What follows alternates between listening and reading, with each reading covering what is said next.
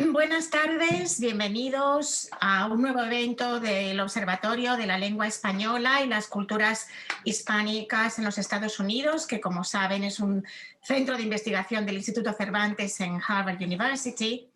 Y es para mí una enorme satisfacción y una gran alegría también poder dar hoy la bienvenida y presentarles a ustedes a una querida colega y brillante académica, Raquel Merino Álvarez, con la que he compartido desde nuestros inicios investigadores tantos seminarios, congresos, tribunales de tesis doctorales, estancias de investigación, infinitud de cosas importantes en nuestras vidas. Raquel Merino Álvarez es catedrática de traducción en la Universidad del País Vasco, en España, y su principal línea de investigación es la historia de las traducciones de entre el inglés y el español en los medios audiovisuales, principalmente en el teatro, línea a la que dedicó ya su tesis doctoral y en la que siguió profundizando hasta llegar a crear un importante grupo de investigación, el grupo TRACE, Traducciones Censuradas, en su universidad, primero solo con miembros de su universidad y luego se unirían posteriormente miembros de la Universidad de León, conformando así uno de los grupos de investigación, el TRACE, como digo, más importantes en el mundo académico de la traducción en España.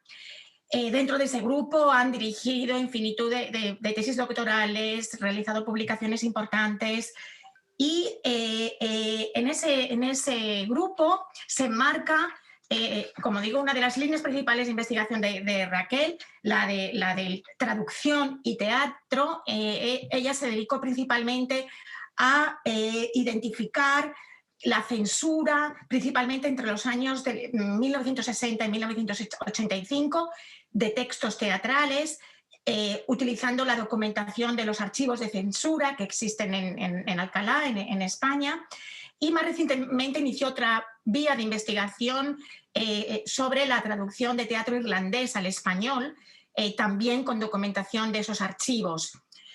Otra línea de investigación es la traducción de musicales, del teatro musical, en la cual se enmarca la charla que nos va a ofrecer hoy, en la que estudia precisamente los musicales representados en escenarios españoles, también fundamentando su investigación con los archivos de censura. Y una tercera línea de investigación importante, en la que ella ha creado otro grupo de investigación que también lidera, el grupo Tralima, es la de traducción, literatura y medios audiovisuales, y en la que Raquel Merino se dedica a investigar precisamente la dimensión audiovisual del teatro en traducción siempre, y sea desde el punto de vista de la adaptación del teatro al cine o de la retransmisión televisada del teatro. Mencionaré solo 2 o 3 publicaciones, pues no habría espacio o tiempo para mencionar más. Una, por ejemplo, un artículo importante de Censorship of Theatre Translations under Franco de 1960s, y otra titulada Censura, traducción e integración en el teatro de la época franquista, : José López Rubio, hombre de teatro y traductor. Y menciono este artículo porque creo que se va a referir a este importante dramaturgo y traductor español en su charla de hoy. Y mencionaré también un importante volumen que publicaron dentro del grupo TRACE, en el cual la doctora Merino figura como editora, Traducción y censura en España desde 1939 a 1985, : Cine, narrativa y teatro, que recoge importantes investigaciones del grupo en esos 3 grandes géneros. No quiero dejar de mencionar que Raquel Merino, además de investigar sobre traducción, también realiza traducciones, y entre ellas se cuenta una estupenda traducción de los cuentos de la Alhambra, de Washington Irving, que realizó y que publicó con la prestigiosa editorial Cátedra en España, y que realizó en colaboración con su esposo, el catedrático de Filología Inglesa, José Miguel Santamaría, también querido colega. Les dejo, por tanto, con una brillante académica, querida amiga, y estoy segura de que lo van a disfrutar. Bienvenida, Raquel, y te cedo la palabra. Muchas gracias. Antes de compartir la pantalla con la presentación, quería agradecer al Instituto Cervantes en Harvard, al Observatorio de la Lengua Española y las Culturas Hispánicas, la amabilidad que han tenido de invitarme, a los organizadores y en especial a la profesora Marta Mateo, a quien agradezco esa presentación tan maravillosa como las que hace ella y no merecida. Y ella sabe que ocupa un sitio de honor en mi árbol genealógico académico. Muchas gracias. Bien, bueno, voy a proceder a comenzar. El tema de esta charla tiene que ver con Cervantes y con el musical que ha conseguido ubicar al autor del Quijote en La Mancha, en España, y difundir la cultura hispánica en el mundo.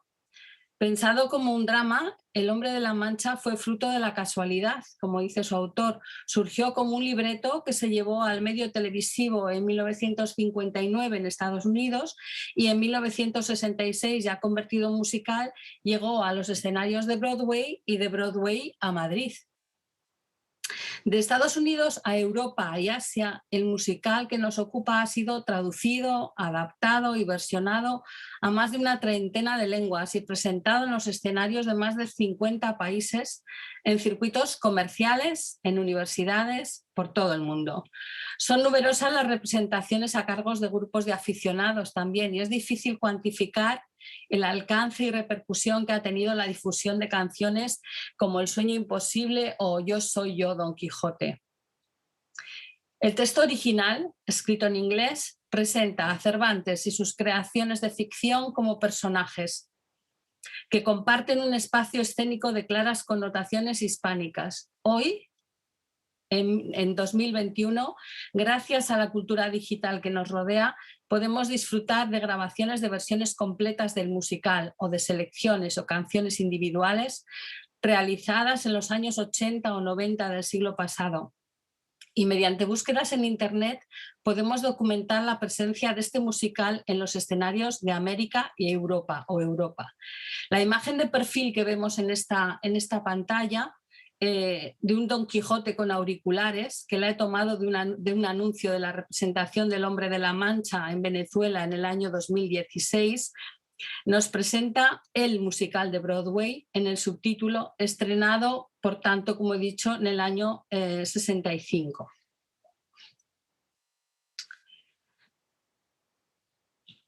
Una vez estrenado en Broadway, El Hombre de la Mancha viajó por todo el mundo, como he dicho, pero quizá habría que destacar que los primeros estrenos en otros países, en España en el 66, como veremos, en Praga en el 68, en Viena el mismo año, en Toronto, en Denver, en Johannesburgo, en Moscú, en París con Jacques Brel, una representación a la que me referiré más tarde, y en Tokio.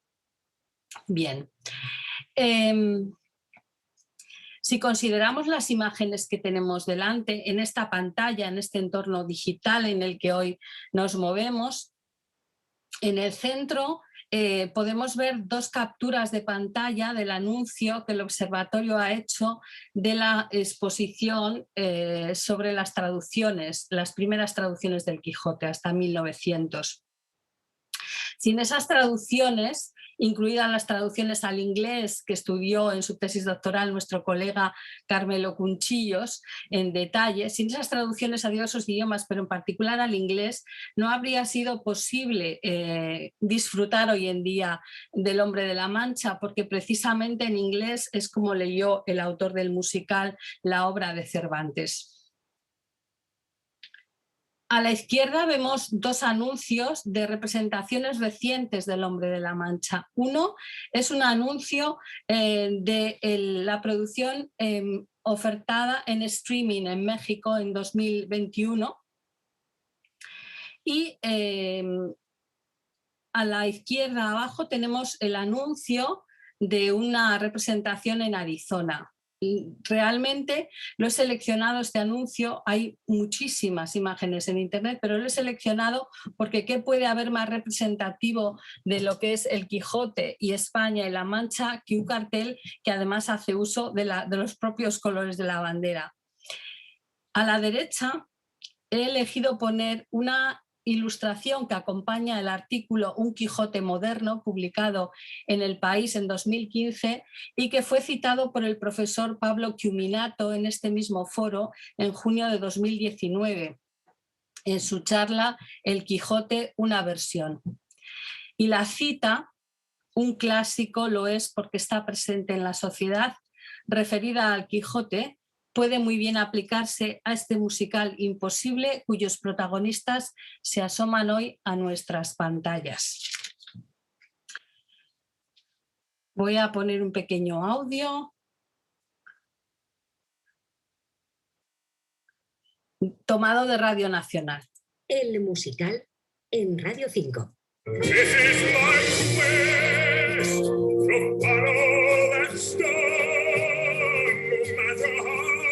En 1959, el Wasserman realizó una versión para la televisión estadounidense del Quijote. Lo había titulado Man of la Mancha, el hombre de la Mancha, pero los productores pensaron que los espectadores estadounidenses no iban a entender lo que significaba la Mancha, así que cambiaron el título por Ay Don Quixote, yo Don Quijote. Unos años más tarde le propusieron a Dale Wasserman escribir el libreto para un musical basado en su adaptación televisiva del Quijote. Aceptó y en esa ocasión conservó su título original, Man of la Mancha. La música fue compuesta por Mitch Lake y las letras de las canciones fueron escritas por Joy Darion. Soñar, lo imposible soñar.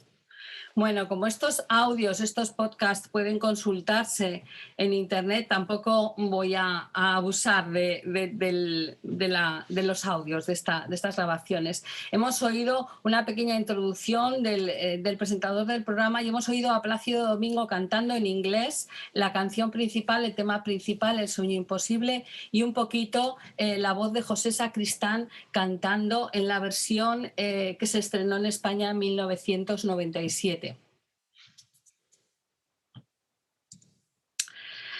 Bien, he tomado de los muchos argumentos que hay disponibles sobre el hombre de la Mancha y por razones casi de espacio, he tomado un argumento que me ha parecido interesante en una de las páginas dedicadas a musicales. Dice, cuenta la historia de Don Quijote de la Mancha como una obra de teatro dentro de una obra de teatro representada por Miguel de Cervantes y sus compañeros de prisión mientras espera una audiencia con la Inquisición española. En la cárcel, Cervantes conocerá al gobernador y a los otros presos que organizan un juicio paralelo y ante los cuales se deberá defender. Les propone un juego para evitar que quemen su manuscrito de Don Quijote de la Mancha.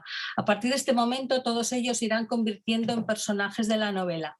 Al finalizar la narración de Cervantes, el gobernador queda impresionado y los crímenes del novelista quedan perdonados. Sin embargo, en ese momento los guardias reales de la prisión regresan y se llevan a Cervantes para ser juzgado en el verdadero juicio. Mientras Cervantes se aleja, los presos siguen cantando El sueño imposible. Bien. Todo este musical, todo este impacto internacional comenzó como un error.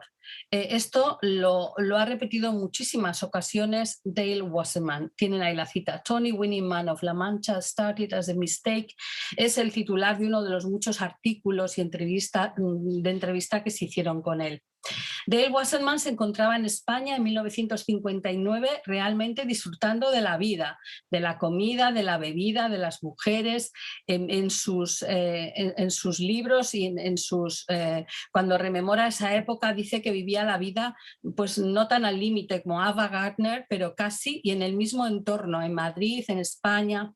Y cuando estaba allí disfrutando de la vida sin más, leyó una noticia falsa en la que se decía que él, el famoso guionista de Hollywood, había ido a España a documentarse para una adaptación de Don Quijote a la gran pantalla.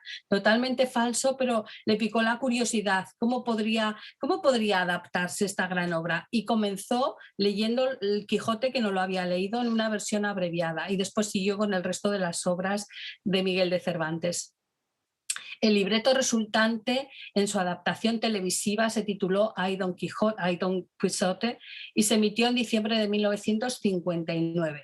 Y el éxito cosechado en televisión desembocó, tras no pocas tribulaciones, en la materialización del musical que nos ocupa. La letra de las canciones del musical corrió a cargo de Joe Darian, que iba a ser, bueno, en realidad en principio iba a ser tarea del poeta laureado W.H. Auden, pero hubo más que diferencias entre los dos, entre Dale Wasserman y Auden, y la música fue de Mitch Lane. Según Dale Wasserman, las letras de las canciones proceden casi palabra por palabra, el 80% de ellas proceden del libreto original. Esto lo documenta él, entre otras publicaciones, en el libro The Impossible Musical, cuya imagen tienen en pantalla. Este drama musical, que según Wasserman es una obra sobre Cervantes, no una adaptación del Quijote, se estrenó en 1965. Primero en Connecticut y más adelante en Off-Broadway, en Greenwich Village y por fin en Broadway. El resto es historia, más de medio siglo de representaciones por todo el mundo, y por si fuera poco, varios de los temas musicales se han convertido en temas universales.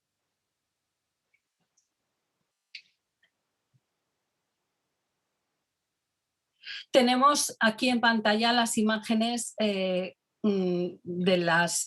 los carteles o los programas de mano del estreno, primero en East Haddam, Connecticut. Luego, como he dicho, ya llegó a Broadway. La segunda imagen tenemos ahí es una representación en Broadway que encabezó el actor japonés que ya estaba representando el musical en Japón, y lo hizo en inglés. Después, bueno, ha habido muchos revivals en Broadway, el de 1992, y en particular quisiera resaltar el de 2002, puesto que fue ese mismo año cuando también Dale Wasserman consiguió que se publicara el libro del musical, que tiene portada y contraportada a la derecha, y según él es uno de las representaciones que más le satisfacía, la de 2002.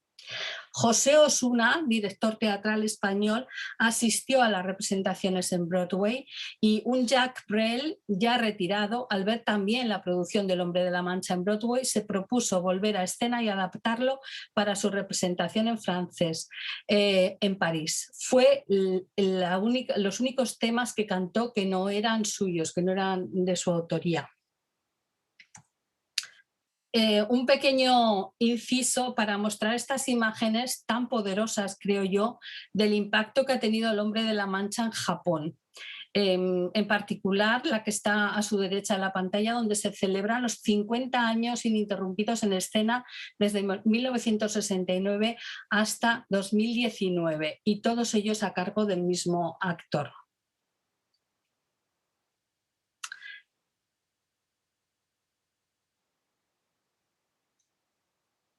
Más allá de las producciones teatrales en el circuito comercial que hemos mencionado, que es realmente el centro del sistema teatral, nos encontramos en Estados Unidos en particular con un número importante de producciones en el ámbito universitario.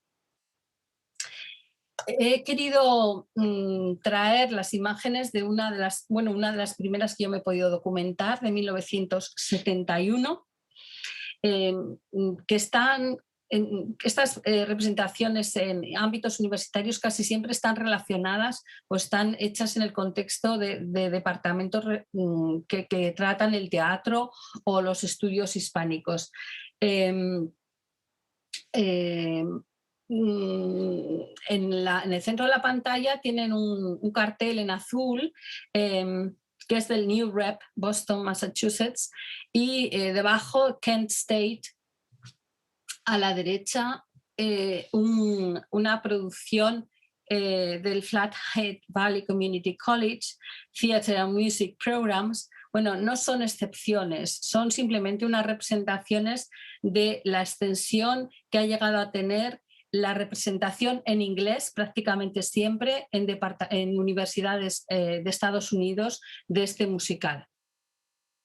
Está claro que estos ejemplos muestran temas y personajes cervantinos trasladados a escena en forma de musical, que son referentes inequívocos de la cultura hispánica. El autor estadounidense Dale Wasserman y su texto en inglés nos transportan a la Mancha de Don Quijote y traen reminiscencias de esta novela universal. Seguramente, tal y como dice su autor, El hombre de la Mancha no pretendía ser una adaptación de Don Quijote, pero el contexto que rodea estas producciones nos habla del clásico en que se inspira.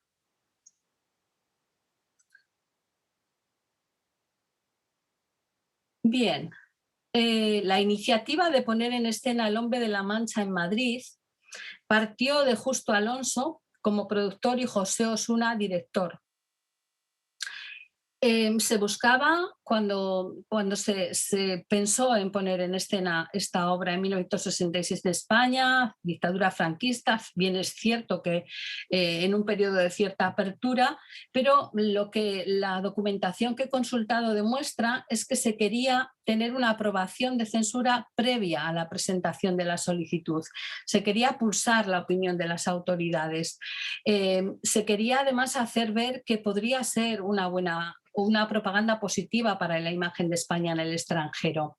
Y como se dice en alguno de los documentos, se trataba casi de una misión de cultura hispánica. El recorte que tienen abajo, bueno, el cartel, uno de los carteles que he puesto, el amarillo, es de uno de los estrenos de Broadway en el Martin Beck Theatre. El del centro es un cartel de la representación esta en Madrid, para la que se solicitó permiso en censura. La fotografía del centro aparece Nati Mistral y el cantante Luis Gibela, y en la fotografía de la derecha tenemos de izquierda a derecha a Dale Wasserman, Joe Darion, Nati Mistral y José López Rubio fotografiados en ese momento en Madrid. Y en el recorte de abajo, que no sé si podrán leer, les voy a leer simplemente la primera parte, es parte del expediente de censura y dice José Osuna, en un reciente viaje a Nueva York he podido presenciar personalmente cómo la obra interesa y conmueve a públicos de condición social y nivel intelectual muy distintos.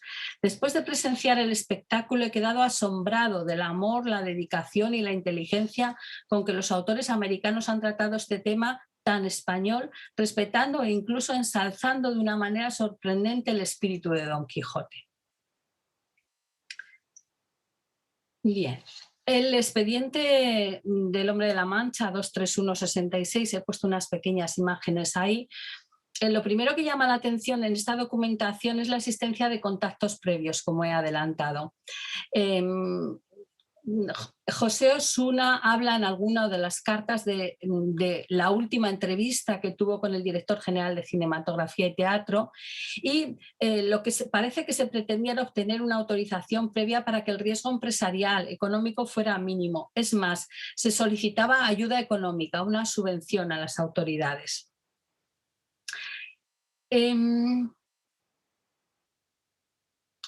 Aquí, en esta documentación previa, es cuando el productor Justo Alonso y el director José Osuna hablan de una misión casi de cultura hispánica. 2 meses más tarde, los primeros contactos, el director general se dirige al ministro en una carta que también está archivada y en relación con lo que llama el estreno de esta obra en Madrid, primera ciudad del mundo en la que se ofrece después del éxito de Nueva York.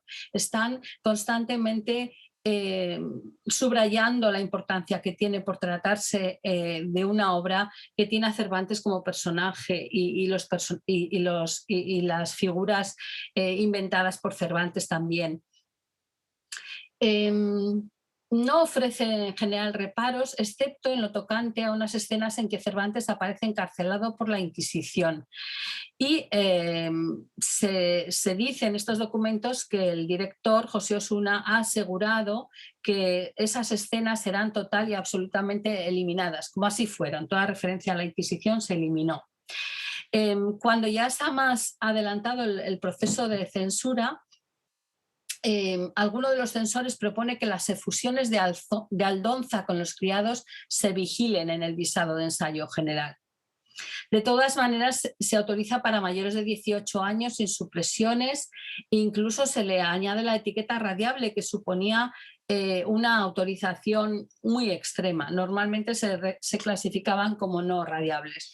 En el propio expediente se archivan 3 textos mecanografiados Uno que se etiqueta como versión muy literal de López Rubio, que sigue el original inglés sin supresiones ni adiciones que haya podido yo constatar. Luego hay un texto adaptado que recoge las supresiones y modificaciones, y luego están los cantables.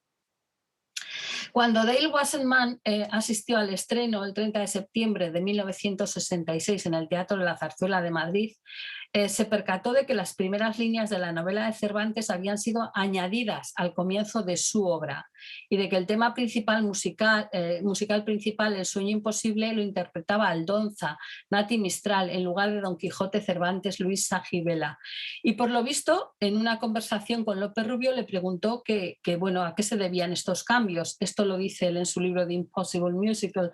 Y José López Rubio le dijo que es que estos cambios pues, se debían sobre todo a la inclusión de líneas del propio Quijote, a que querían adelantarse a las expectativas del público español, evocando las primeras líneas de la famosa novela. Y respecto al cambio de asignación de la canción principal, le dijo que Nati Mistral era una estrella.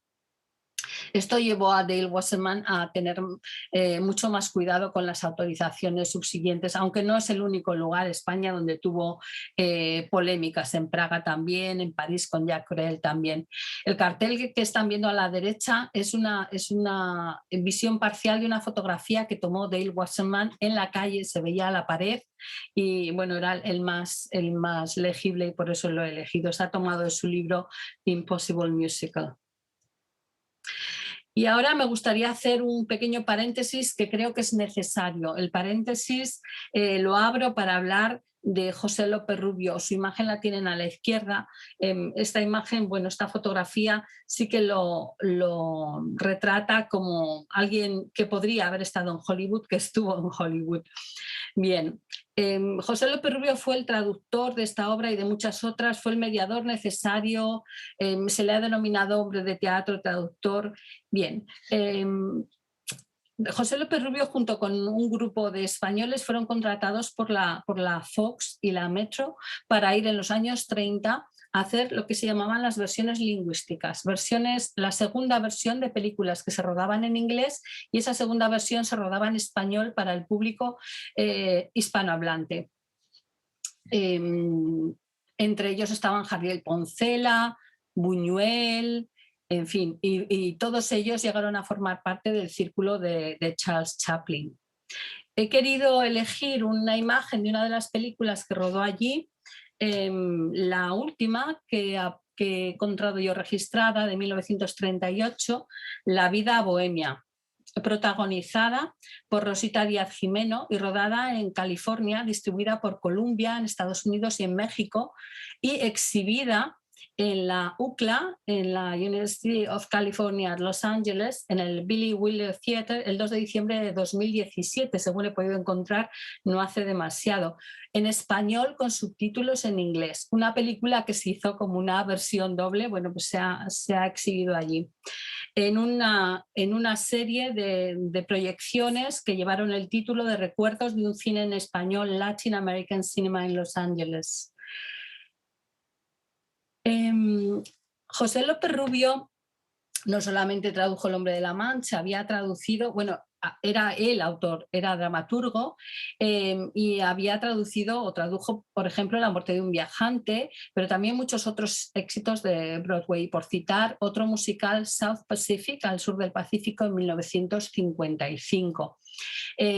Una vez acabado su periplo en Hollywood, trabajó también un corto tiempo en México y después de la Guerra Civil volvió a España y retomó el proyecto que se había quedado inacabado, la versión cinematográfica de La Malquerida, que tenía que haberse comenzado a rodar justo antes del comienzo de la Guerra Civil y se retomó después de esa fecha. Estas son algunas de las películas, por dar una imagen diferente de José López Rubio, estas son algunas de las películas en las que él actuó como director y guionista o director o guionista.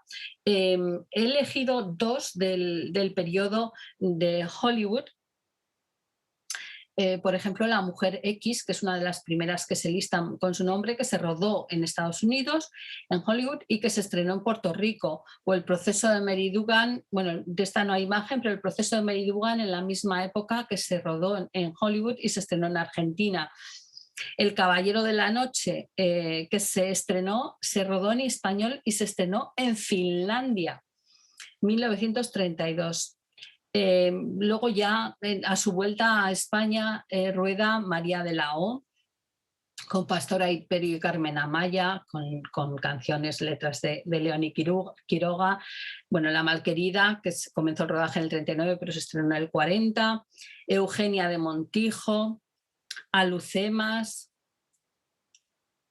Uy, bien.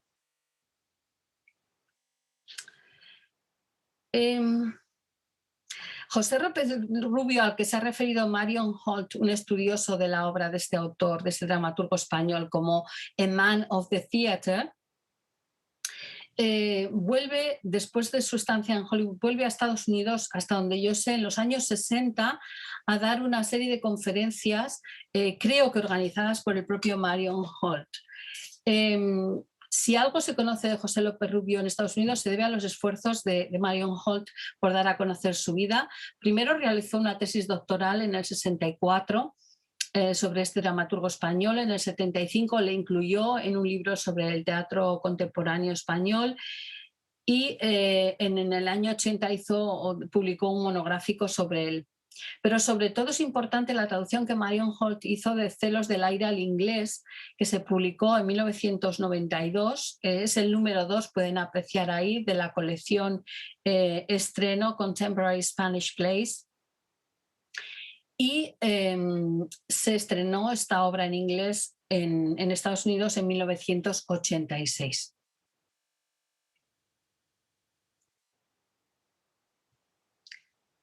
Mientras este paréntesis centrado en la figura del traductor José López Rubio, volvamos a la producción madrileña de 1966, la que pasó por censura, se autorizó y se encabezaba el elenco Nati Mistral y Luisa Gibela.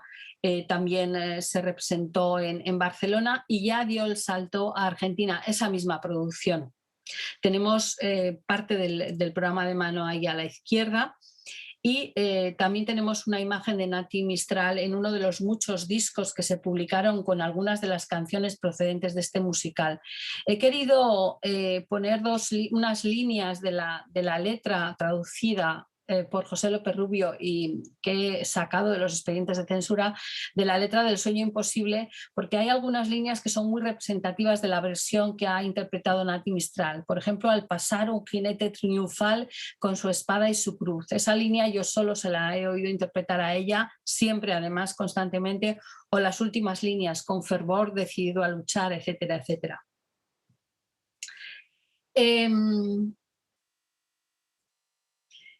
En estas representaciones Nati Mistral seguirá teniendo un papel crucial. Y en México, Nati Mistral comparte elenco con Claudio Brook. Y es curioso que lo que nos ha quedado de ese elenco original de México, cuya imagen tenemos ahí en el centro, las grabaciones que podemos encontrar, por ejemplo, en YouTube, nos dicen que esa versión fue diferente. Es radicalmente diferente esa versión al español de, por ejemplo, El Sueño Imposible, muy diferente de la que cantaba Nati Mistral y la letra se puede localizar en los archivos de censura. Y es curioso porque establece una tradición, en ese caso, de esa canción específicamente mexicana. No sé si, bueno, haciendo referencia a la imagen del streaming, de esa grabación de streaming en la que aparecía Benny Ibarra, él canta palabra por palabra la misma versión que Claudio Brook.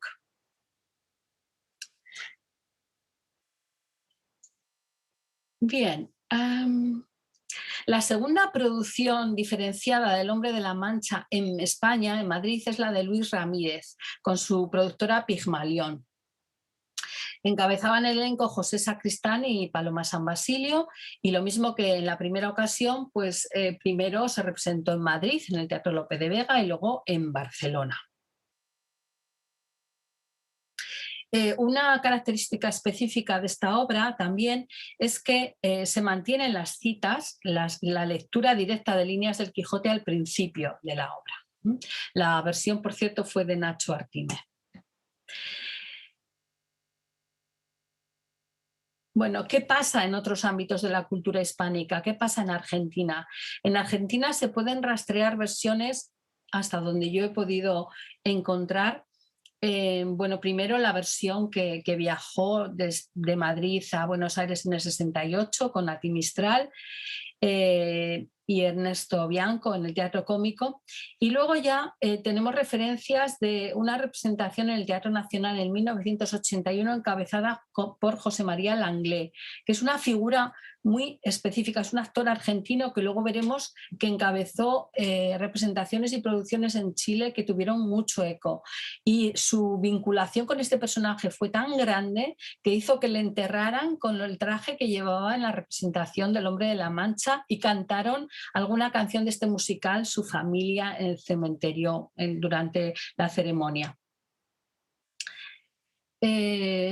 Bueno, el resto de fechas creo que son bastante, se pueden ver y creo que voy a pasar un poquito más adelante, porque el caso de Chile, si acaso si hay luego alguna duda, tengo unos cuantos comentarios que podría hacer sobre las representaciones en Argentina, pero el caso de Chile es muy peculiar en el sentido de que nos encontramos que el mismo actor argentino, José María Langley y Alicia Quiroga, representan esta obra en Chile hasta donde yo he podido descubrir antes que en Argentina, 1974.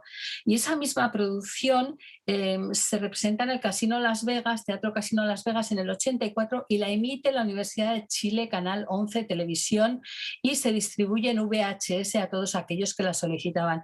Y hoy en día, en virtud de este mundo digital en el que vivimos, se puede ver completa en YouTube.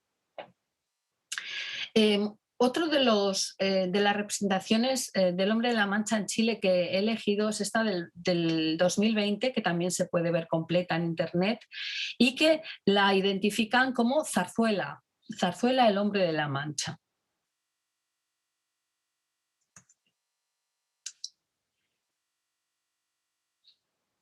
De alguna manera ya he venido diciendo que el Hombre de la Mancha hoy por hoy se puede consumir en un entorno digital. Las búsquedas que uno realiza te llevan a versiones completas que en su momento se grabaron pues, o se emitieron por televisión y luego posteriormente se grabaron en cintas VHS o en medios que había en aquel momento.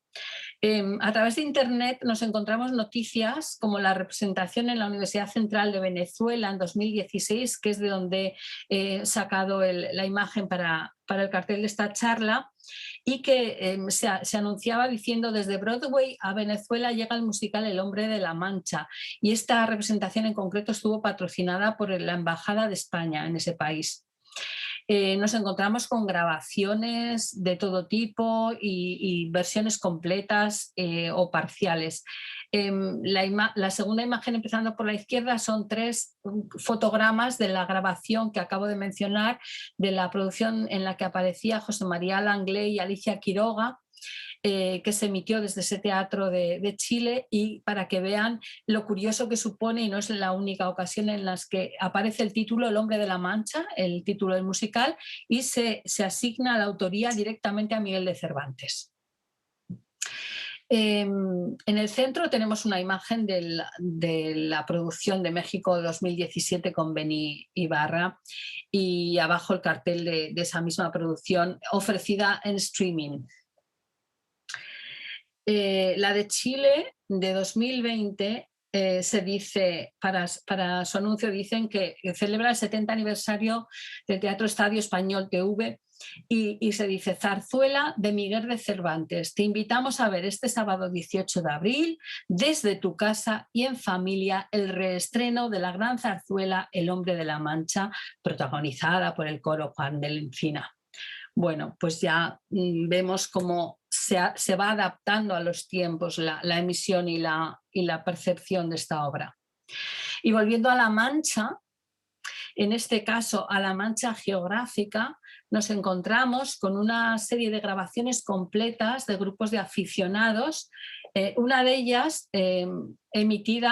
grabada por una televisión local, La Mancha Centro TV, la producción del grupo Caliyelmo de 2004, que luego la grabó el canal de televisión en 2012 y hoy en día, bueno, desde 2020 se puede acceder a ella en YouTube. Es una representación completa del musical que además tiene la particularidad que está grabada de noche y con los molinos iluminados de La Mancha. También se puede encontrar una grabación completa hecha en el Teatro Auditorio de Alcázar de San Juan en el 2015 y el musical presentado por un grupo de teatro del Centro de Mayores de Ocaña. Vemos cómo conviven representaciones en teatros comerciales como el que representa el cartel de abajo a la izquierda en Arizona en 2019 o a cargo de grupos de aficionados como los Arlington Players, la imagen arriba a la izquierda, que además ofrecieron alguna representación en lengua de signos, es decir, una versión accesible. Estas conviven con otras patrocinadas por teatros oficiales, como la que ocupa el espacio central, que fue una representación en Madrid en 2019, realizada en el Teatro Español, pero patrocinada por una red de teatros europeos, anunciada como teatro accesible con subtítulos y que lo que quería era presentar la producción de Jacques Brel, una vez más, claro, con otros actores obviamente, en Madrid. Y aquí voy a poner un momento también, una parte de un podcast de un programa de Radio Nacional. Todo noticias.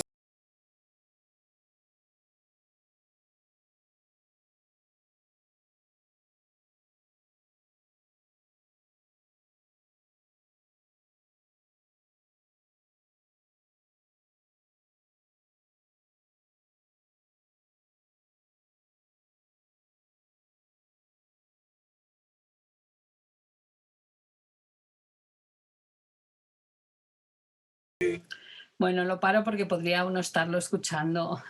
Hay que recordar que es un corte de un programa de Radio Nacional de España. En el anuncio de esta producción se decía, coincidiendo con el 40 aniversario de su muerte y el 50 del estreno del Hombre de la Mancha, del Hombre de la Mancha, la versión de Brel, 4 grandes teatros europeos se unieron el año pasado para revivir aquel sueño de Brel en una nueva producción que se estrenó en otoño de 2018 en el KVS y que llega al español en 2019. Bien, dice, no es una reposición museística, la historia y la partitura son las mismas, pero este es un Quijote de hoy, un Quijote urbano que se ambienta en una ciudad como Bruselas con toda su diversidad étnica, cultural y artística. En el centro abajo hay dos carteles de 2 representaciones de ópera. Una en Viena, que se estrenaba, creo que ya ha llegado a estrenarse hace unos días, hace 4 días, el 21 de febrero, en alemán, hasta donde he podido entender, y otra en Detroit, en 2020, cuyo cartel con el coronavirus no me he podido resistir a utilizar. En el programa de radio al que hacía referencia, daban los datos del estreno de esta obra, pero sobre todo integraban grabaciones en diferentes idiomas realizadas por diferentes cantantes que de alguna manera aglutinan esa percepción que se tiene del musical como un vehículo más para difundir cultura hispánica, cultura cervantina. Para esta última diapositiva he elegido un cartel que no es mentira, pero tampoco es verdad. Pausa, capital cervantina de América, es un mural que está en esa ciudad de Perú. Lo cierto es que los ejemplares del Quijote viajaron a América meses después de su publicación en España, Hay hasta novelas sobre este episodio. Y ya en 1607, en Pausa Perú, tenemos noticia de que el pueblo representaba a los personajes cervantinos con motivo de la celebración del proveimiento del nuevo virrey, el marqués de Montes Claros. Y esta parece ser la primera adaptación escénica de Don Quijote o de personajes de Don Quijote en América. Esta noticia, cuando se supo en Pausa Perú, hizo que el alcalde impulsara la solicitud para que se nombrara a esta ciudad cervantina de América, una distinción que fue finalmente otorgada a Guanajuato. En España, en Valladolid, algunos apuntes, algunos documentos indican que hubo presencia de personajes del Quijote en las celebraciones y en la parte escénica de las celebraciones por el nacimiento de Felipe IV en 1605. Por tanto, estaríamos ante unas adaptaciones escénicas centenarias, que han cumplido ya varios siglos. La obra de Cervantes ha estado presente desde su publicación en la cultura hispánica difundida en diferentes medios, entre ellos el cinematográfico. La imagen central de esta pantalla, tomada de una exposición del Instituto Cervantes de Madrid de 2015, de carteles de películas basadas en el Quijote, incluye la adaptación del Hombre de la Mancha arriba en el centro, una película que protagonizaron Peter O'Toole y Sofía Loren. A la derecha, la imagen de perfil en blanco y negro es la utilizada en un volumen que se titula El Quijote en América y que está disponible en el Centro Virtual Cervantes y donde se tratan algunos temas como los que he hablado sobre las adaptaciones escénicas y la presencia del Quijote en América. La imagen de la derecha es la tomada, la que he puesto al principio, que venía en el artículo del País, del que tomé la cita que también el profesor Chiuminato había citado. Un clásico existe menos por el texto que por el contexto. Un clásico lo es porque está presente en la sociedad y suele llegar a ella a través de adaptaciones, que es algo que dijo Francisco Rico. Se consideró en una adaptación de Don Quijote, el musical El Hombre de la Mancha se ha convertido en un clásico de la cultura popular moderna y ha unido su destino a la obra y la figura de Cervantes y a la cultura hispánica. Y ahora el último audio que voy a poner, unos segundos con la voz de Plácido Domingo. Will I peaceful and calm when I'm laid to my rest? The world will be better for this, that when man... Y para acabar, un vídeo que tendrá la amabilidad de ponernos Joseph, gracias.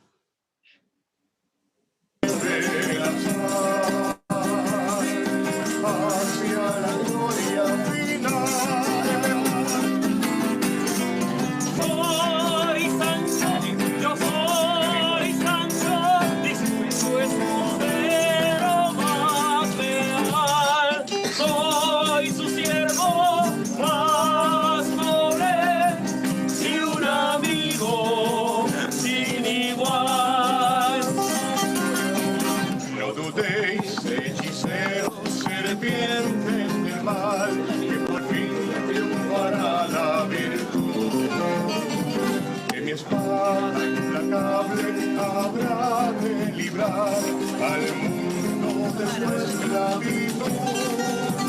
Yo soy Sancho,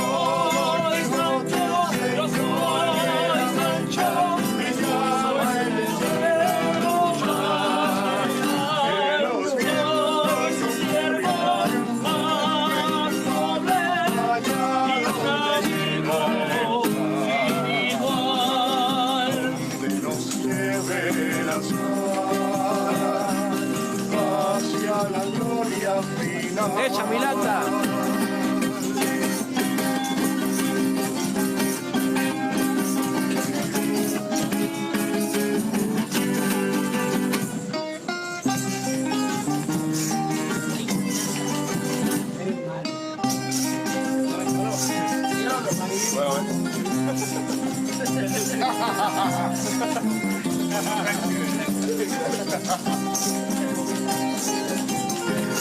Lindo,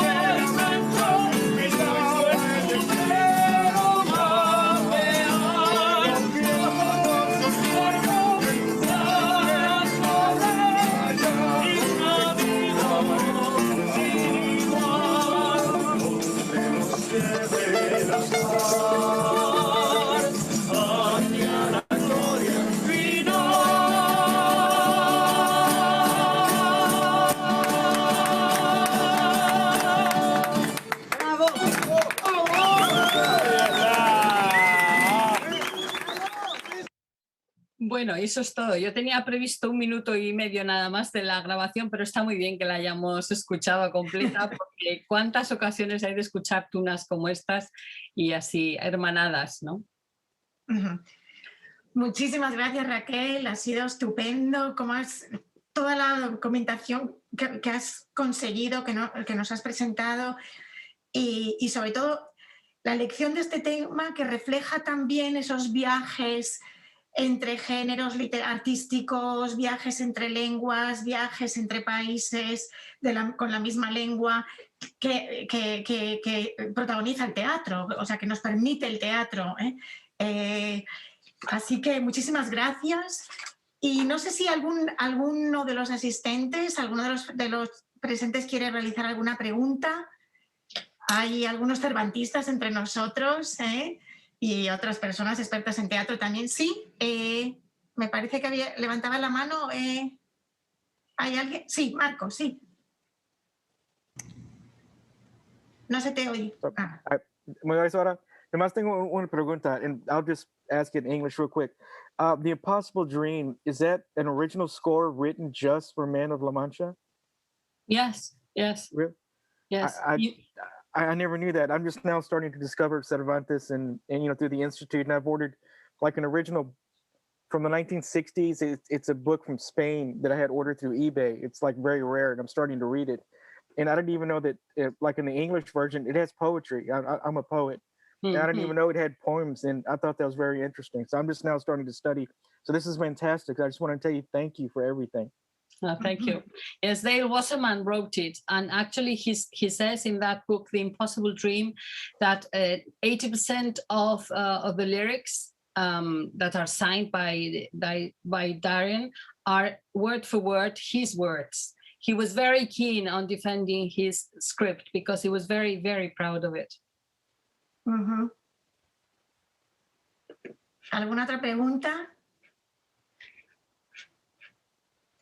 Yo te quería preguntar, bueno, a raíz de el modo como refleja, y este es un buen ejemplo, el teatro, cómo refleja, cómo se diluyen las cuestiones de autoría, cómo se diluyen incluso las cuestiones de los géneros literarios, una vez que se pone en movimiento una obra de teatro.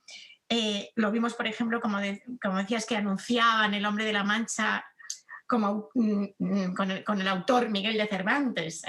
Si podías comentar un poco, también un tema que a mí siempre me ha interesado mucho, la cuestión terminológica, porque me decías que en Chile se anunció como zarzuela.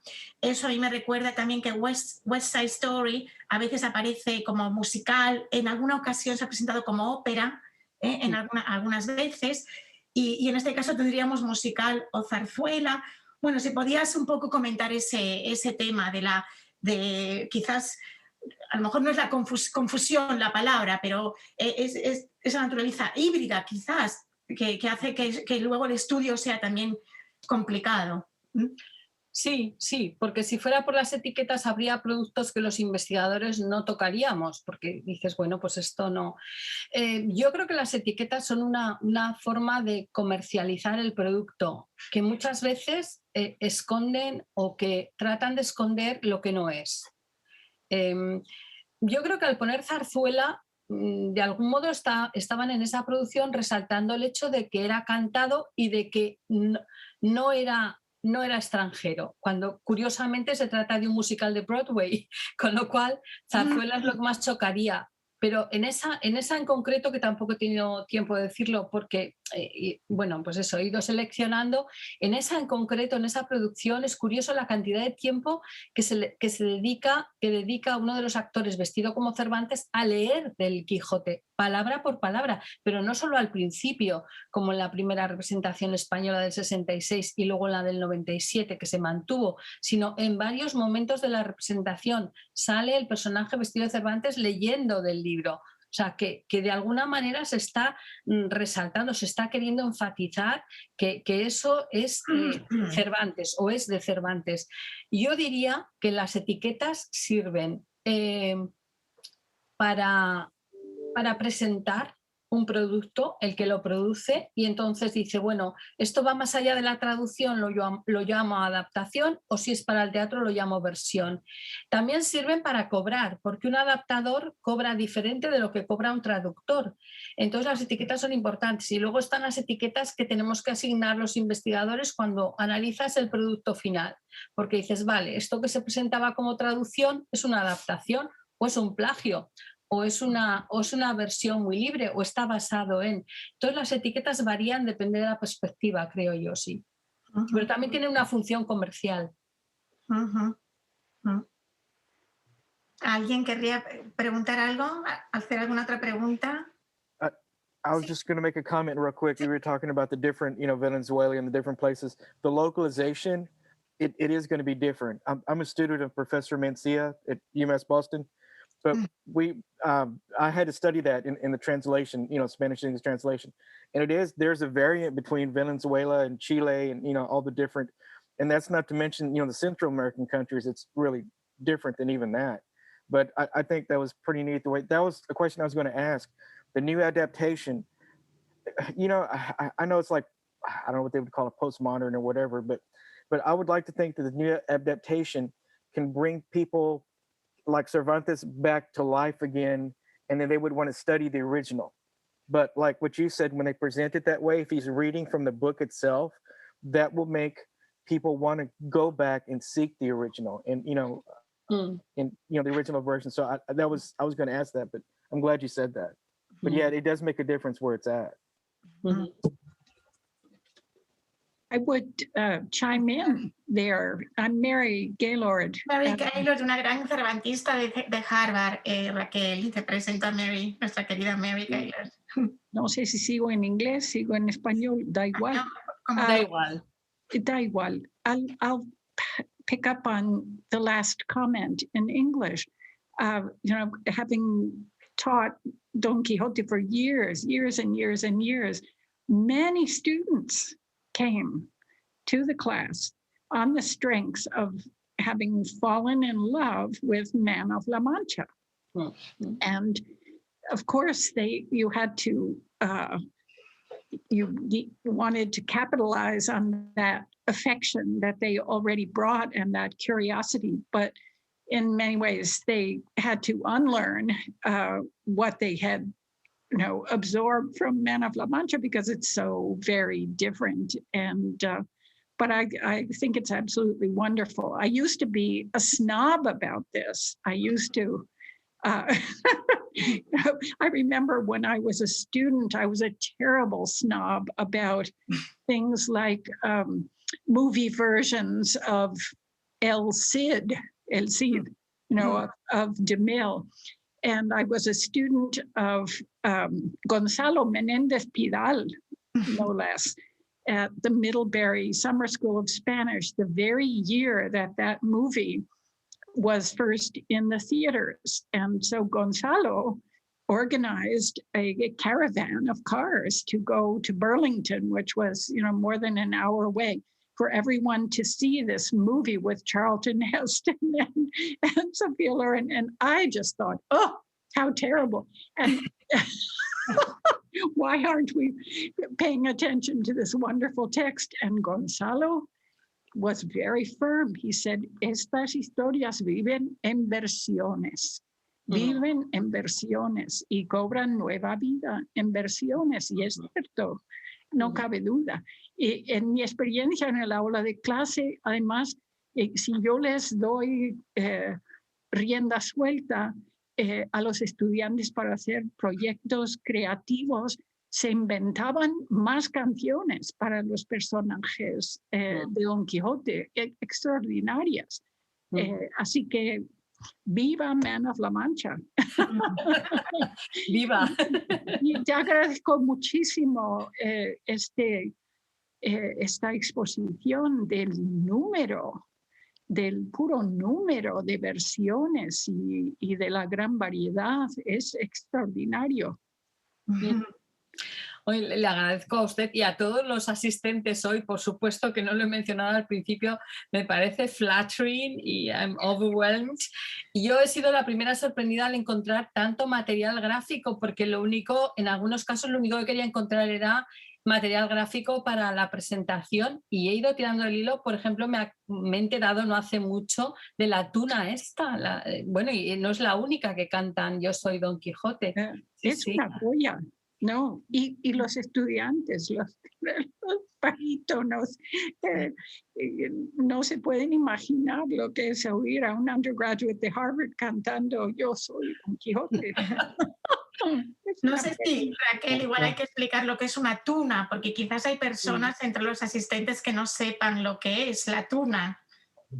Que la tuna es el grupo que sería al final, que lo explicaseis o Raquel o Mary, lo que es la tuna universitaria, ¿verdad? Sí, no, las tunas, bueno, son lo más típico de la música universitaria, ¿no? En el mundo hispánico. Es, Marta. Sí, grupos, sobre todo de cantantes varones, ¿no? Que, claro, que son, es la supervivencia de la tradición de rondar la calle, ¿no? De la querida o de la amada. Muy bien, creo que hay una pregunta también de Antonio Barbagallo, Raquel, otro cervantista de una universidad aquí, Stonehill College de aquí de Massachusetts también. Hola, buenas tardes. Hola a todos mis amigos aquí presentes. Victoria, Mary, ¿cómo estás? Marta. Qué gusto verte. Bueno, y el resto que no conozco quizás de vista. Quería hacer un comentario que no es solo el hombre de la Mancha. Hay otras obras de teatro, digamos, musicales, especialmente sobre las bodas de Camacho. Las bodas de Camacho se ponen en escena en pueblos en La Mancha, en Villanueva de los Infantes. Al lado hay una aldea. Villanueva de los Infantes es uno de los lugares que, bueno, según los locales, los nativos de allí dicen que es el pueblo de Don Quijote. Bueno, esto lo dicen muchos, ¿no? Pues allí, en una aldea de al lado, cada julio hay una gran fiesta y participa todo el pueblo. Y entonces, y se representa la boda de Camacho, ¿no? Es estupendo. Y eso ocurre en varios sitios, con música, musical. Sí, sí. Lo curioso a mí, lo que me parecía muy curioso es ese salto de Broadway a España, a Madrid en particular, y luego, bueno, ya hemos visto esas representaciones en La Mancha, y que el producto como tal, el producto completo, la letra, la música, se reproduzca con tal fidelidad y que sirva de altavoz para temas cervantinos, para temas relacionados con el Quijote, y que incluso se confunda, ¿no? Pero sí, claro que hay adaptaciones, o sea, hay representaciones escénicas con música, sí. Perdón, yo no conozco de representaciones en otras lenguas, aparte del inglés, pero no es de extrañar, ¿no? Porque la primera traducción del Quijote fue al inglés y nada más que 2 años después de haber salido el libro, ¿no? 1607, ¿no? Thomas Shelton. Y de allí hasta ahora, creo que hay una traducción, la más reciente, de una americana, ¿cómo se llama esta? Edith Grossman, ¿no? O sea que hay una tradición a través de los siglos. Hay una especie de hermandad que en cierto modo ni se puede explicar porque en aquella época de Cervantes pues las cosas no iban muy bien entre Inglaterra y España. Sin embargo, los ingleses acogieron a Cervantes, la obra de Cervantes, con los brazos abiertos, ¿no? Se dice incluso que hay un artículo, no recuerdo, en este momento no recuerdo el nombre, un joven que estudia toda la influencia cervantina en Inglaterra, y hay una gran amistad entre ciertas personas. Incluso este chico dice que es muy probable que Shakespeare hubiera conocido a Cervantes en 1605, cuando el rey Jaime I de Inglaterra mandó a unos personajes importantes a España en ocasión del bautizo del príncipe heredero. Y se piensa que Shakespeare hubiese ido en esa ocasión y había conocido a Cervantes. De esa historia surge una novela de Slava Galán, de no hace mucho. Él novela esta historia, lo que podría haber ocurrido si se hubieran encontrado en Sevilla Shakespeare y Cervantes, y de hecho le sitúa allí. No me acuerdo ahora del título. Raquel, ay, perdón, Mary, sí, go ahead. No quiero interrumpir. No. Yo era otra pregunta diferente. Iba a decir, después de lo que cuenta el amigo Antonio, de las representaciones teatrales, ¿no? En la España actual. Yo también topé una vez con una representación de escenas del Quijote con músicas en Valladolid, ¿no? No recuerdo en qué día, fue en mes de mayo, si no me equivoco, hace 8 o 9 años, una cosa impresionante, me quedé alucinada. Pero por otra parte, lo que hay que decir sobre la relación entre el texto de Cervantes y el teatro es que está saturado de escenas, el texto cervantino está saturado de escenas casi dramáticas, casi teatrales, ¿verdad? Incluso contiene, como en las bodas de Camacho, ¿verdad? Una obra dentro de una obra, ¿no? El retablo de Maese Pedro, y Cervantes es maestro del teatro corto, cómico, así que allí no hay sorpresas. Y claro, el texto entero del Quijote no es representable. Aquí hay que representarlo en fragmentos, ¿no? Emblemáticos. Así que... Esto me ha hecho recordar como Dale Wasserman dice que él opina que Cervantes es un man of the theatre, sobre todo, y que es muy gracioso. Y que realmente su obra, en su opinión, su obra estaba hecha de fragmentos, que Cervantes era un reescritor de sí mismo, dice en algún momento. Yo quería hacerte 2 preguntas, Raquel. Una, cuando llega el primer musical, la primera producción española que emigra, que también representa algo muy habitual, que la llevan a Argentina y a México, esos viajes entre Iberoamérica y España, en las producciones teatrales, en los propios actores. Esa producción que nos habías contado que sufrió un poquito la censura, quitaron los pasajes que aludían a la Inquisición. ¿Qué pasó con esos pasajes, sabes, en Argentina y en México? ¿Los recuperaron o se mantuvo el mismo texto que se representó en España? Muy difícil saberlo. Los rastros que han quedado de esas representaciones son las grabaciones en vinilos, y esas son las que uno puede acceder a algunas en YouTube o comprándolas, pero son solamente las canciones y ahí hay mucha variabilidad. porque en las canciones hay más libertad para seguir reescribiendo y hacer versiones. No lo sé, pero sería apasionante saberlo.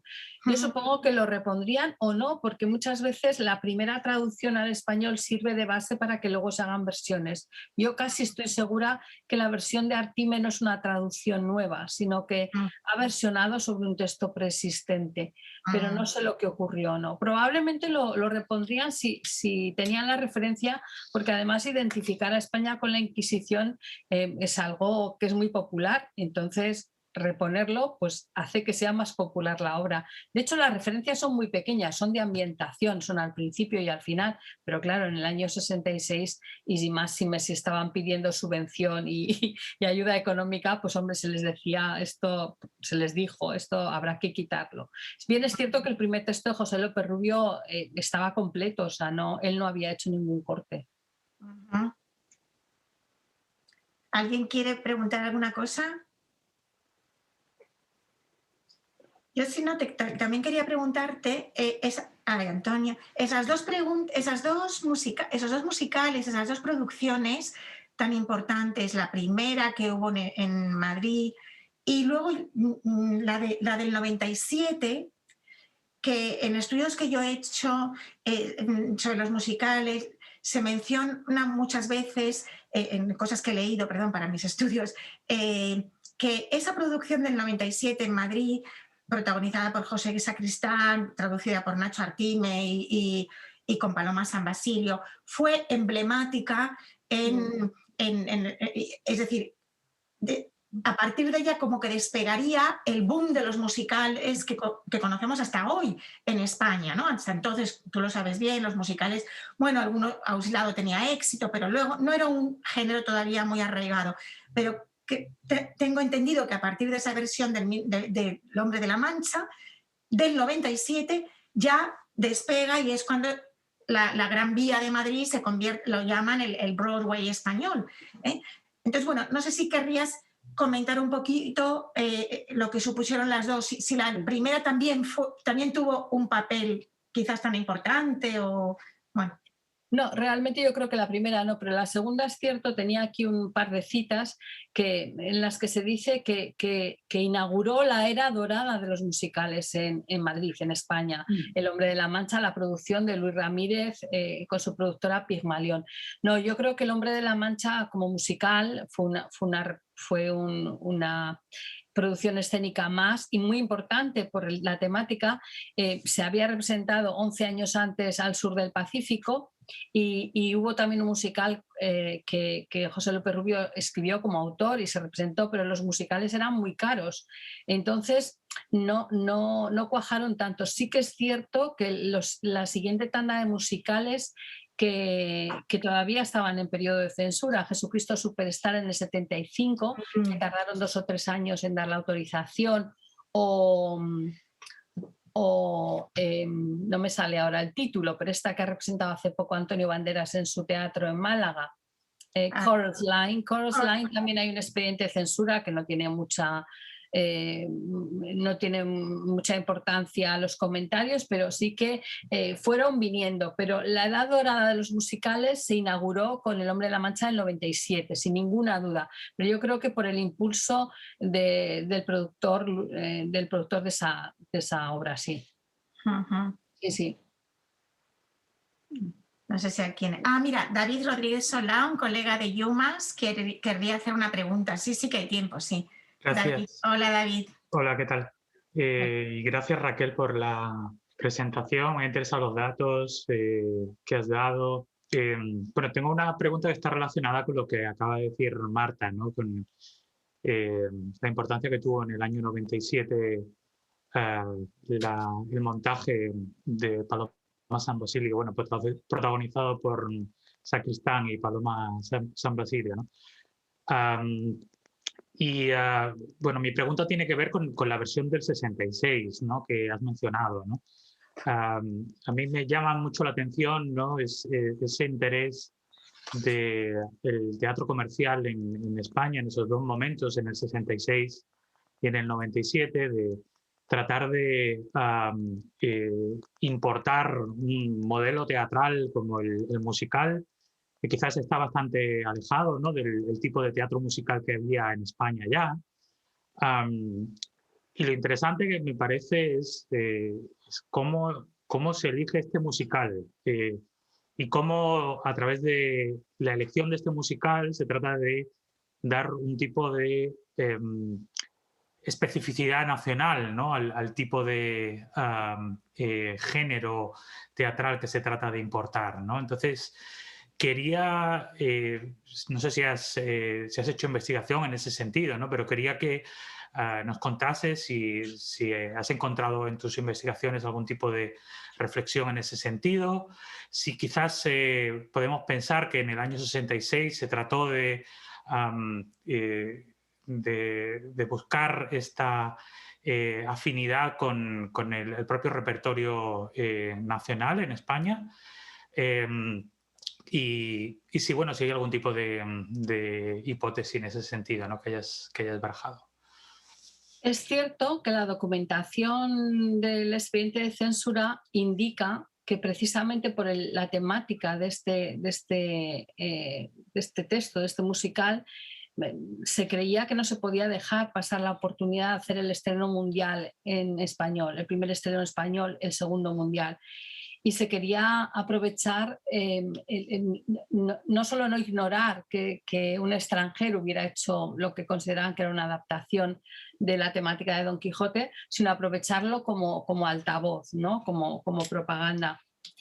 Es verdad que en ese momento quizás sí que se quería resaltar la identidad de la imitación. Yo creo que en el 97 fue un momento diferente. Yo creo que en el 97 lo que impulsó esa producción fue el espíritu que guiaba al productor en sí, a Luis Ramírez.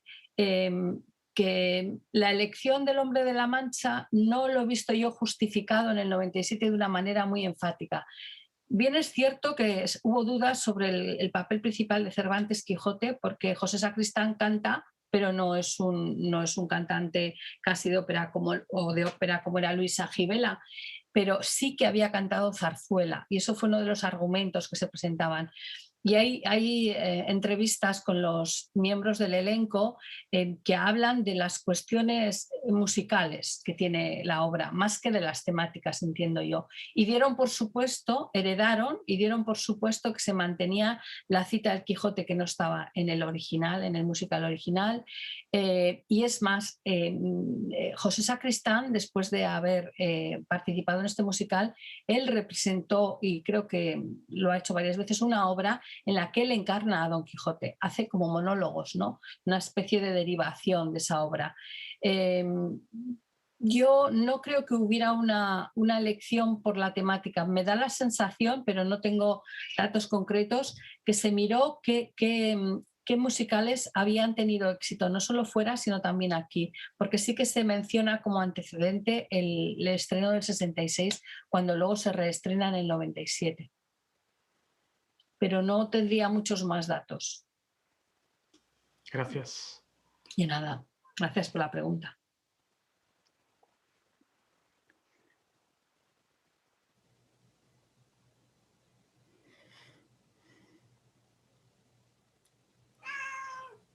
Ups. Mi gata quiere intervenir. Perdón. Sí, perdón, que estaba en silencio. Te decía que había una persona que te había dejado un mensaje, Raquel, diciendo que Paula Epstein, que estuvo en la presentación en los 70 en Chile, siendo niña, recomendación de mis profesores de escuela. Fue mi primera aproximación a Cervantes, aunque no lo fuera así. Desde ahí me fue mucho más fácil leer el libro y entenderlo. Hoy ya como profesora de español sigo enseñando con adaptaciones desde el nivel intermedio en adelante. Muchísimas gracias, ha sido un placer escucharles. Muchas gracias, qué dato más interesante. Sí. Yo sí que he encontrado que hay como una tradición en Chile, ¿no? Sí. Esto está en relación con lo que comentaba Mary, ¿verdad? De que mucha gente se aproxima primero a partir de las adaptaciones que de la propia obra, ¿no?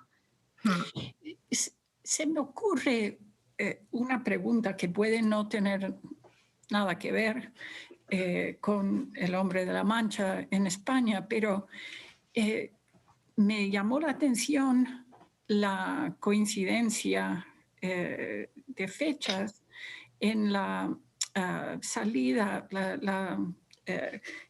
de la comedia musical de Rodgers and Hammerstein, The Sound of Music, el sonido de la música, risas y lágrimas. ¿no? Claro, que de esa obra no se hizo una versión española, solo se doblaron las voces, ¿es así? De la película. Sí. Pero yo creo que hubo también hasta una adaptación escénica y de los mismos autores de esta obra, José López Rubio ha traducido otro que no tengo aquí delante el título, pero también se tradujo algún otro, lo que pasa es que este tuvo mucho más eco. Que no, sí que hubo, ahora no me acuerdo, pero sí que hubo un asunto sobre qué era lo que se había traducido en esa película y qué no. Pero no tengo ahora el dato. Pero la película se dobló entera, incluyendo las canciones, se crearon canciones, se doblaron, porque hasta entonces, a partir de entonces se doblan los diálogos, pero las canciones se subtitulan y se mantienen en la versión original. Pero The Sound of Music es una de las películas que se dobló entera, igual que Mary Poppins, igual que My Fair Lady. Es decir, se dobló tanto y por tanto se creó versión en español tanto de los diálogos como de las canciones. Sí. ¿Y qué es lo que pasó en España? Bueno, se haría la versión española más o menos enseguida, ¿no? En los años 60, ¿no? Al final de la década de los 60, siendo todavía época de la dictadura. ¿Qué es lo que se haría entonces con la parte del contenido antinazi? Ya. Pues en esa época quizá no mucho, ¿eh? En esa época, en la época de los 60, por lo menos hasta el 69, sí que se notó bastante la apertura, tanto en cine como en teatro, que estaba en la misma dirección general. Entonces, vamos a ver, no vamos a decir que eran liberales, pero sí que eran aperturistas. Entonces, en esa época hay menos casos de cerrazón. Sin embargo, a partir del 69 y a principios de los 70, que es cuando justamente ocurrió el caso de Jesucristo Superstar, ahí el equipo involucionista que había en el ministerio sí que prohibió o dejó paradas muchas solicitudes. Pues yo podría mirarlo, porque la idea que yo tengo es que esa película se dobló, como dice Marta, como se doblaban siempre, todas también las canciones, y que luego se volvió a redoblar al menos no sé si los diálogos o las canciones para época moderna. Sí. Interesante. Pero la popularidad, la gran popularidad de esa película, de la versión cinematográfica y de My Fair Lady, sin duda contribuiría qué sé yo, a la popularidad en la cultura en general, ¿no? De la comedia musical. En esa época. De hecho, cuando uno lee sobre los musicales en los años 60, lo que sobresale siempre es El hombre de la Mancha, siempre. Yo creo que es por la temática, sí. Fascinante. Muchas gracias. No sé ¿hay alguna otra pregunta? Quizás a raíz de este comentario de Mary, Raquel, no sé si quieres, bueno, es una pregunta a lo grande, no sería sobre El hombre de la Mancha, sino sintetizando todo lo que habéis encontrado en vuestro grupo de investigación tan sumamente fascinante y útil de Tracce. ¿Qué crees que eran los contenidos que más se rechazaban en general por los comités de censura? O al menos en el teatro, que es lo que tú has estudiado en mayor profundidad. Contenidos políticos, religiosos, de sexo, educación. Si se puede sintetizar. Sí, la respuesta es gallega, depende de la época. En los años a partir de los 40, 50, en los 50 empiezan a entrar ya Arthur Miller, Tennessee Williams, con toda su temática. De hecho, Pedro Almodóvar dice que Un tranvía llamado Deseos, la obra de teatro que más le influyó. Tendría modificaciones, pero se representó. Entraban a través de grupos de teatro minoritarios, pero luego llegaban a los grandes circuitos comerciales. Entonces, el teatro extranjero entró, y entró con más facilidades de las que se daba para el teatro nacional.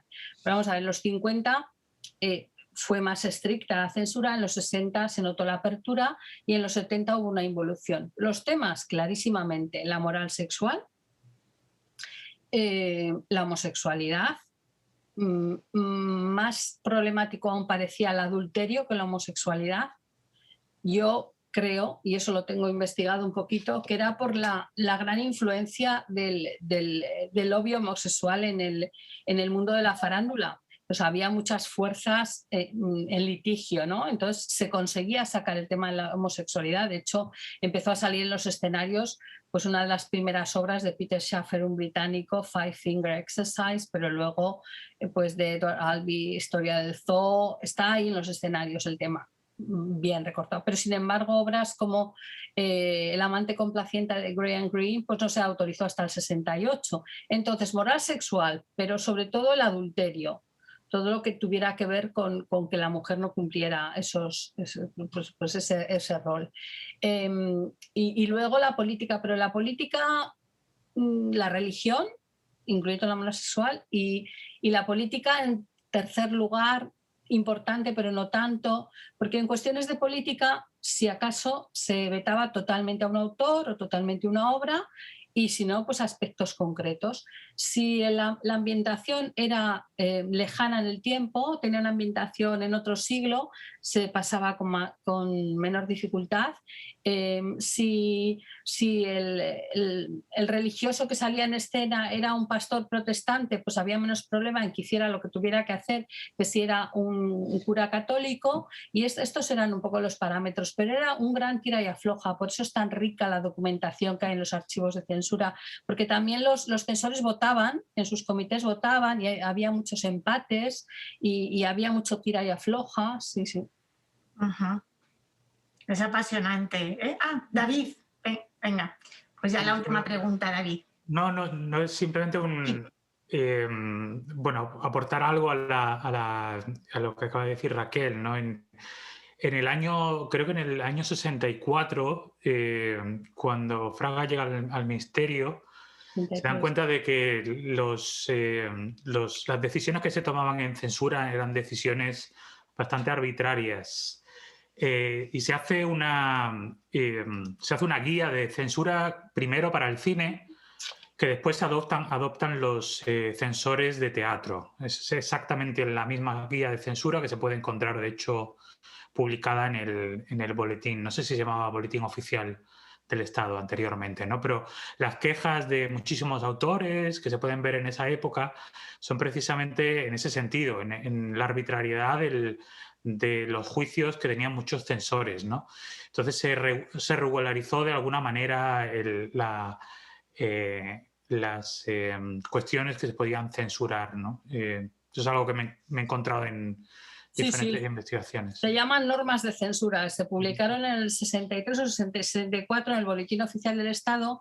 Yo tengo un informe que hizo el Ministerio de Información y Turismo previo a esa publicación de unas 80 páginas en las que el director general de Cinematografía y Teatro, José María García Escudero, que estuvo solamente 5 años en su puesto, que además era un experto en cine y en teatro, sobre todo en cine, decía: necesitamos dotarnos de unas normas explícitas para poder aplicar de una manera más profesional y objetiva la censura. Y de hecho él promovió que en las juntas de censura, en la de teatro, en la de cinematografía, que hubiera profesionales, y que si tenía que haber un sacerdote, que fuera un sacerdote especialista en teatro, que fue el caso del padre Stelling, por ejemplo. Pero sí, se llamaron normas para la censura cinematográfica y teatral, porque de hecho estaban en la misma dirección general y los temas eran parecidos. Norma 8, pues no sé, se prohíbe explícitamente presentar el suicidio, el adulterio,